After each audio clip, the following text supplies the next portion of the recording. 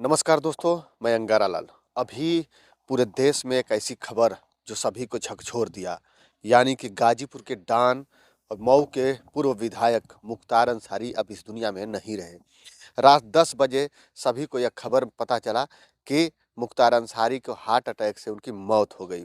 लेकिन सभी लोगों का सवाल है और सभी लोगों के दिमाग में ये चल रहा है कि आखिर में उनकी मौत हुई कैसे? अ, अभी जबकि 2 दिन पहले उनके भाई अफ़ज़ाल अंसारी गए थे मिलने के लिए मुख्तार अंसारी से, तो उन्होंने साफ-साफ कहा था कि उनके खाना में ज़हर मिलाया गया था। जिसकी बात उन्होंने कहा और उस पे निंदा किए, जाँच के लिए विषय बताए।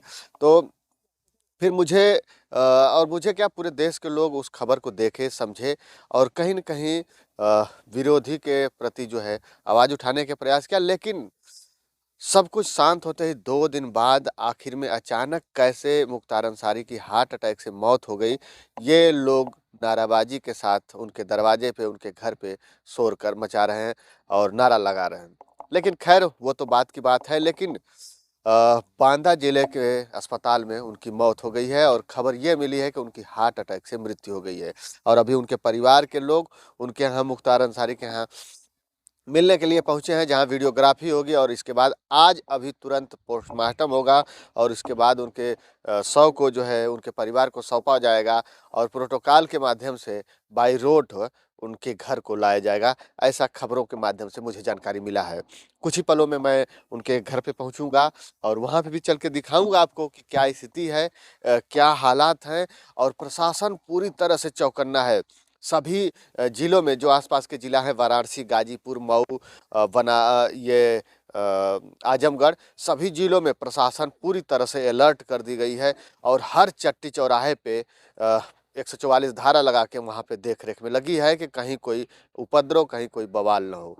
तो अब ये देखना है क्या होता है, कैसे कब उनके शव आता है, कब उनका अंतिम संस्कार होगा, कैसे क्या होगा, वो सब कुछ आपको मैं अपने चैनल के माध्यम से दिखाने का प्रयास करूँगा और कोशिश करूँगा उनके यहाँ पहुँचने का। थोड़ी देर में पहुँचता हूँ, तो वहाँ की जो हालात है, वो मैं दिखाने का प्रयास करूँगा और आज एक तरफ देखा ये जा रहा है कि एक उत्तर प्रदेश का, पूर्वांचल का एक माफिया जो अब इस दुनिया में नहीं रहा और एक तरफ से वो लोग दुखी हैं जिनके वो कभी मसीहा हुआ करते थे और मसीहा बने भी हैं।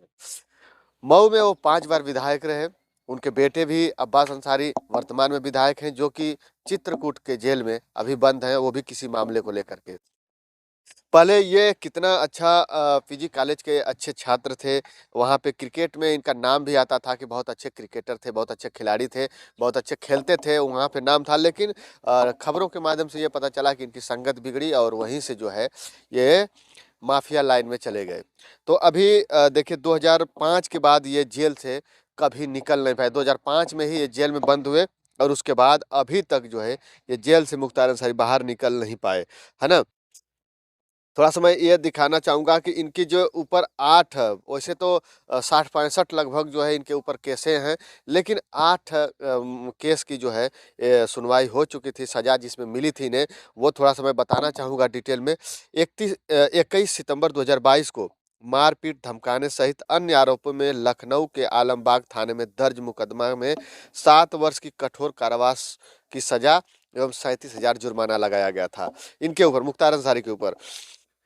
फिर दोबारा 23 सितंबर 2 दिन बाद ही 23 सितंबर 2022 को लखनऊ के हजरतगंज थाने में दर्ज गैंगस्टर एक्ट में 5 वर्ष की कठोर कारावास की सजा 50,000 जुर्माना लगाया गया था।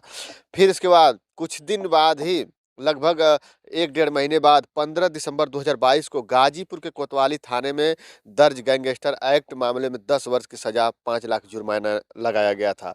फिर इसके बाद 29 अप्रैल 2023 को गाजीपुर के मोहम्मदाबाद थाने में दर्ज गैंगस्टर एक्ट के मामले में 10 वर्ष की सश्रम कारावास और 5 लाख जुर्माने लगाया गया था। इसके बाद 27 अक्टूबर 2023 को गाजीपुर के करंडा थाने में दर्ज गैंगस्टर एक्ट के मुकदमे में मुख्तार अंसारी के 10 वर्ष की कठोर कारावास की सजा 5 लाख जुर्माना लगाया गया था। 5 जून 2023 को वाराणसी के चेतगंज थाने में दर्ज हत्या मामले में मुख्तार अंसारी के आजीवन कारावास की सजा मिली थी और 1 लाख रुपए का जुर्माना लगाया गया था। इसके बाद 15 दिसंबर 2023 को वाराणसी के भेलपुर थाने में दर्ज धमकाने के मामले में 5 और 6 वर्ष की कारावास 10 साल का 10,000 का जुर्माना लगाया गया था। 13 मार्च अभी वर्तमान में भी पिछले महीने 13 मार्च 2024 को जो बहुत काफ़ी वायरल हुआ था, आप लोग देखे भी होंगे। धोखाधड़ी, कूटर चना एवं आपराधिक साजिश और आयुध अधिनियम के तहत उम्र कैद की सजा एवं 2 लाख रुपया के लगभग जुर्माना लगाया गया था और अभी शायद आज भी उनकी सुनवाई थी वाराणसी में। तो ऐसे बहुत सारे मामले हैं जिनका अगर मुख्तार अंसारी का, मुझे लगता है कि मुख्तार अंसारी का अगर इतिहास पढ़ा जाए तो लोगों को समय कम पड़ जाएगा उनके पूरा इतिहास, उनके पूरी जीवनी को पढ़ने के लिए, जो उन्होंने अपने जीवन काल में चाहे वो अपराध की बात हो या फिर किसी की मसीहा की बात हो या फिर लोगों के सहयोग की बात हो या फिर 5 बार मऊ में विधायक बनने की बात हो, वो पूरा अगर खंगाला जाए तो शायद पढ़ने के लिए समय कम पड़ जाएगा। और अभी वर्तमान में पूरे परिवार इनके जो है जेल में एक तरफ से है।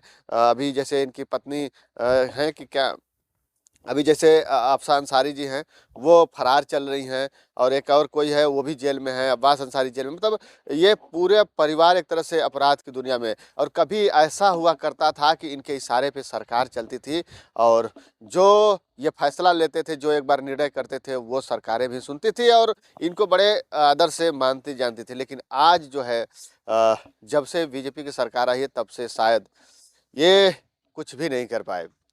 खैर, 5 बार से विधायक हैं, मऊ की जनता इन्हें बहुत प्यार दुलार आशीर्वाद देती रही और वर्तमान में भी देती रही। पिछली बार तो मुख्तार अंसारी नहीं लड़े, लेकिन उनके बेटे अब्बास अंसारी जब चुनाव लड़े मऊ से, तो उन्हें भी मऊ की जनता आशीर्वाद दिए और सत्ता में बैठाई। तो दोस्तों, ये छोटी-सी मेरी अपडेट जो मैं सोशल प्लेटफ़ॉर्म के माध्यम से जानकारी इकट्ठा किया था, मैं सोचा कि आपको भी बता दूँ। बाकी मैं अभी चल रहा हूँ उनके पैतृक निवास पे, जहाँ पे लगभग हज़ारों की संख्या, रात में भी काफ़ी भीड़ लगी हुई है, बहुत लोग नारेबाज़ी कर रहे हैं, बहुत लोग बैठे हुए हैं, सब लोग सदमे में कि आखिर मुख्तार अंसारी को हो क्या गया? कैसे हार्ट अटैक आ गया? अभी 2 दिन पहले अफ़ज़ल अंसारी मिलने के लिए गए थे, लेकिन अब क्या हो रहा है वहाँ पे चल के मैं दिखाऊँगा। और प्रशासन पूरी तरह से अलर्ट है और मैं भी चाहूँगा कि जो भी हैं, जहाँ भी हैं, कहीं ऐसा उपद्रव और कहीं ऐसा बवाल ना करें जिससे आगे किसी की क्षति हो, किसी को नुकसान हो, किसी के जीवन में, किसी के दिनचर्या में कोई प्रॉब्लम आए।